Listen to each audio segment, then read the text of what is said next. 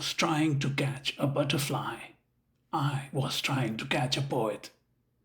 He, in this case, happens to be Gulzar, one of India's most celebrated filmmakers, poets, writers, and lyricists, a Renaissance man.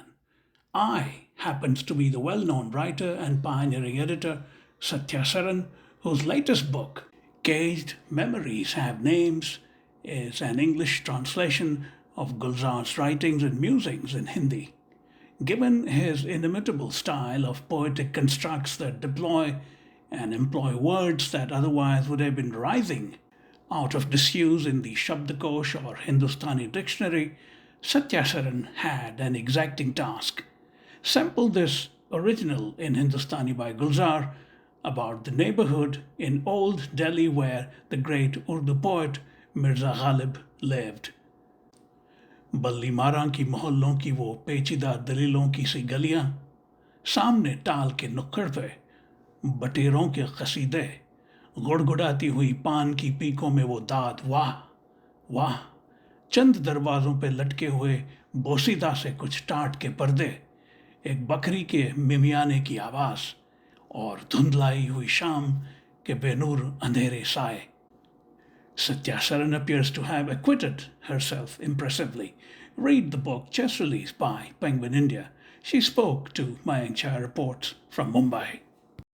Welcome to Mayank Chai Reports, Satya. It's always a great pleasure to have you. Thank you, Mayank. You're always kind enough to call me. And congratulations on yet another book, Caged Memories Have Names. It's based on... Oh, wonderful. It looks terrific. Yes. For my viewers and listeners, this is an English translation by Sathya of this slim volume but rather evocative volume by the great poet, filmmaker, and Renaissance man Gulzar.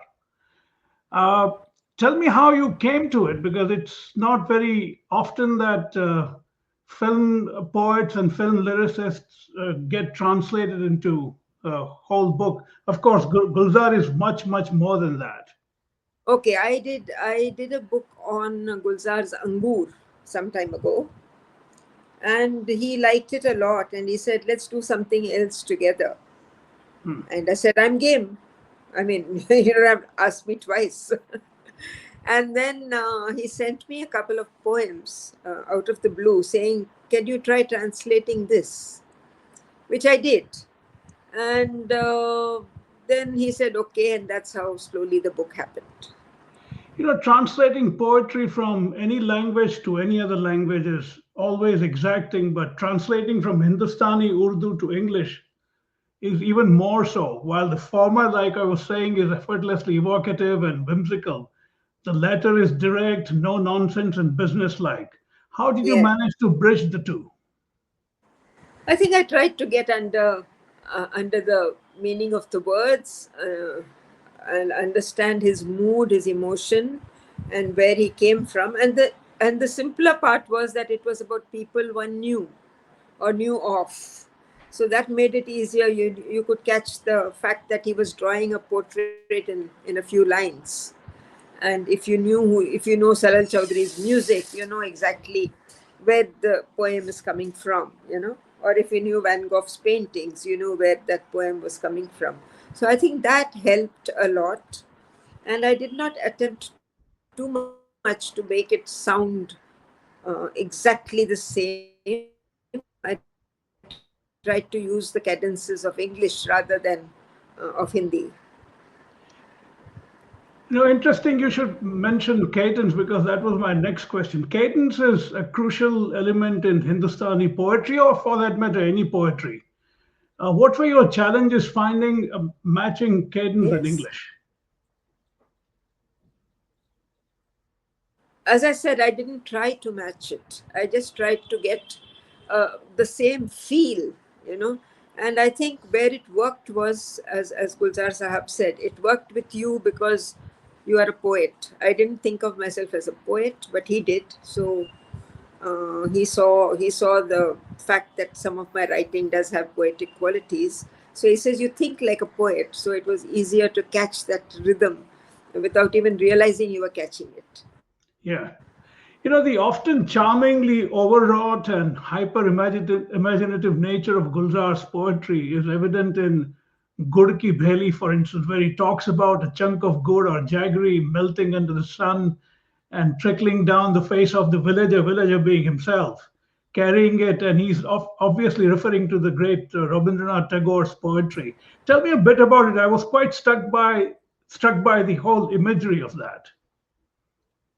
I think he adores. I mean, he says his career started with a book by Rabindranath Tagore, which was handed to him when he used to sleep in a godown, and he read it, and it changed his life, his view of understanding words.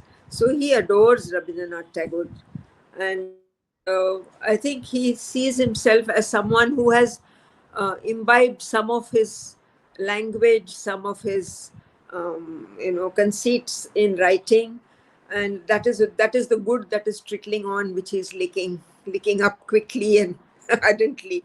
I think it's also a mirror, holds a mirror to Gulzar's own humility, because he himself has reached a stature today that is respected the world over, but he still calls himself a rustic villager. I think that's amazing. For a Punjabi and a Sikh to boot, it's quite a distance to traverse from the rusticity, as it were, of Punjab, although Punjab literature is as great as anywhere else, to Rabindranath Tagore. What is your perception as an outsider of Gulzar's fascination with things Bengali? In fact, I think he considers himself sort of an honorary Bengali.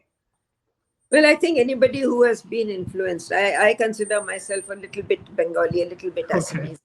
So that part of the world does have that charm. Maybe because of the culture or the way people behave, it's a completely different kind of behavior, and that kind of gets into you, and you can never be free of it. You don't want to be free of it. It's beautiful. It transforms you in a different way. And he learnt Bengali so that he could read Tagore in the original, and he's translated Tagore. So his I think it's the cultural aspect which appealed to him. And as he says in the book here, in the biography, critical biography written by um, Mishra, Yatinder Mishra, that I got so fascinated with Bengal, I married Bengal. The original book that he wrote has some fascinating vantage points and a remarkably eclectic set of people, from Van Gogh to someone like Shalil Chaudhry, from Rabindranath Tagore to Javed Akhtar, Asha Bhosle to Rahul Dev Burman. It's quite a range of people, and he's talking poetically about these figures. Uh, Right. that itself is a pretty arresting idea. For Yes, you he's to what biography. what kind of insights did you gain from his perceptions about these remarkable figures? No, I found that, I write biographies, as you know, and I need to write 50,000 words to say a story, which he tells in 7 lines or 2 pages. I think it gave me a perception that you can do with brush strokes what you can also do with a full detailed landscape. But if you have the talent, if you have the vocabulary, and if you have the vision to do it, and the understanding of the person, I mean, he's got under the skin of all these people, whether it's his father, telling him. There's this lovely poem about his father where he says, Baba, I am the age you were when you used to tell me, leave all this nonsense of writing poetry and get a good job. Right. You know, it's so touching, and it Yeah. immediately puts the father son relationship into focus. And then when he ends, he says, maybe you would have been proud of me. I am still writing poetry and I'm still managing to survive. Right. One of the famous things about him is that he has always kept up with the times, even in his Hindi movie songs. He does not Yes, shy away from using often what might be considered somewhat unvarnished expressions. yes. And yet he manages to pull them off with remarkable ease. Did you get that sense while reading that this is a different kind of a book where he's actually completely blossoming given his fantastic vocabulary and command of the language. Yes, because but he's different when he writes poetry and when he writes lyrics. When he writes lyrics, he's writing for an audience. Right. So he says, when you write for an audience which speaks primarily in English or works in English, you putting in an English word doesn't matter. But here he's writing poetry and he's writing from the soul. And I think that makes a difference. Every line he's written is heartfelt. And there are some very poignant poems here where he's actually saying goodbye to a friend whom he knows will die that night. I Or see. he writes, yeah, and there is one and then there are some really beautiful ones about his grandson, where he says, when you go to the village, you become a rustic. You wear a banyan and a chaddi and you roam around and throw stones on the pond. Nobody'd believe you live in the city. Right. There's about his dog, who I says, see. I never called the dog. I called him Millie, and death just came and snatched him away. You So know, it's uh, amazing what he managed for line. he has broadly operated under two gigantic literary figures. One is, of course, Rabindranath Tagore, and the other is the great Mirza Ghalib, with whom he Yeah. has also great passion. And there is a bit about streets of Balirama in Delhi where Ghalib was. And Mm. I was again the Gali Qasim that you talk about. There were words like Yes. chilamchi or lota or sini or these are interesting words within that milieu. But for you to translate them, what was your how did you come about that? That poem, along with one more, was by Waterloo. I had to go to him and Okay. say, please explain it, because I didn't know. I didn't know Ghalib that closely, and I didn't know what Gali Qasim was, which is very sad. And I didn't know about, I understood the poem where he talks about his house, where he says, they've put up a statue about you and all that. But this I didn't understand. And it gave me a lot of grief. So I finally gave up and said, I'll come to you and sit down. You explain the poem to me, and then I will try translating it. I see. So he patiently did that. There is a reference to one of Ghalib's most enduring verses, Bazi chahe atfal hai duniya mere aage, hota hai shabo roz tamasha mere aage. Now that's an epic conceit of a great poet to think that the world is basically like a children's playground unfolding in front of him, mildly Right? amusing his intellect in some ways. Hmm. And for Gulzar to write Yes. about a figure like that, it's quite a coming together. I think he admired the man. He admires his poetry. He has a bust of Ghalib in his house, in his office. Yeah. So he really looks up to him, uh, and I think he's quite obsessed. Yeah, he is. He is. In terms of now that the book is out, what do you? I mean, Gulzar, of course, has great currency across cultural strata. Yes. What kind of Mm. readership do you think would be drawn to your translation? I don't know. You see, I'm not well known as a literary writer. I'm still typecast as a editor of women's magazines, and definitely not as a translator. This is my first job, but because it is Gulzar's book, I may get some credibility, because I cannot translate Gulzar's book without Gulzar's permission and involvement. And So not it to might help. mention the fact that he respects your talent to be able to translate his stuff. That itself is great Right. vote of So confidence. I would say that if the book is leafed through, people will pick it up as much because of the people who feature in it, as much as and definitely for Gulzar's version, Right. whether they resonate, whether my translation resonates with them or not, is a matter of individual taste and opinion. But I'm glad I could do it. No, from what I have read, I think you've captured his essence quite effectively. So my compliments to you. Thank you. I must Because tell I, you about yeah, the translate. I was suddenly told I have to write a translator's note. I was not prepared. right. So I sat down and said, I want to see it. I said, of course you will see it.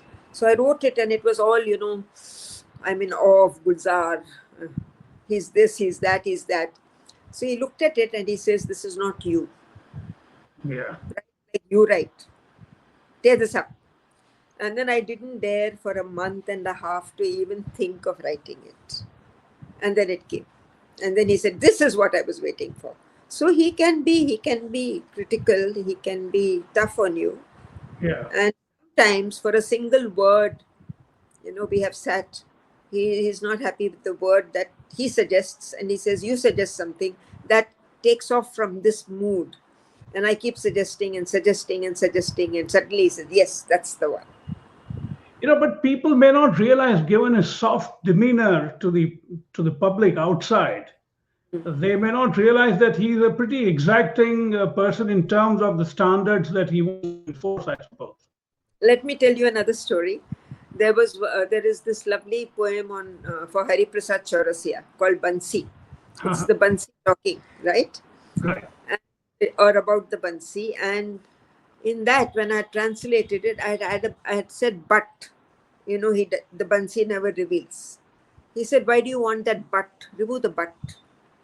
So and he said, send it to me. So I had sent him the earlier version, which he had seen.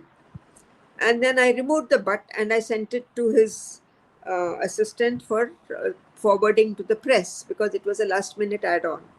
I He see. calls me very late in the night and he says, you haven't removed the but. I told you to remove that but. I I said, see. no, Sahab, I have removed it. I haven't sent the original to you again after writing. I should have. This is what you have just seen, and you're looking at it again. It's not a new mail from me. I So he see. can be very particular about every word. And it's remarkable given that he is getting in on years now and he's still attentive to these details. That says a lot about him as a literary figure. I think it tells you why he is who he is. Have you formally released it? Has there been an event around it yet or not yet? For planning one, it kind of fell through. We are hoping to have something somewhere. Pretty soon in Bombay or elsewhere? Yes, Bombay was being planned. There is still now some conversation has been reinstated. So let's see. There is something probably in April or May in Calcutta. I was There has about to been say that it might be a better idea to do it between Kolkata and Delhi, I suppose. from Calcutta in the book. You know, Yeah. there's Bimal, there's Salilda, there's so many of them. Perhaps you could do it at Ghalib's Haveli in Ballimaram. Ooh, that would be lovely. Because I suppose it's being preserved, right? Yes. And it's a lovely setting. I've been there, but it was quite dilapidated when I went over 30 years ago. I think it's been restored, I was told. Yes, that's what the poem is all about. That they put a statue. Indeed, indeed. I have no doubt that people, when they pick it up, will love this, because he is so frank, so candid, Yeah, in his emotions when he talks about. There's one, and there's some which are very, very sad. The one on R.D. Burman is so sad that they're sitting by the rail track waiting for the train which never comes. And then I he see. says, you got up and walked into the mist, and I'm still waiting.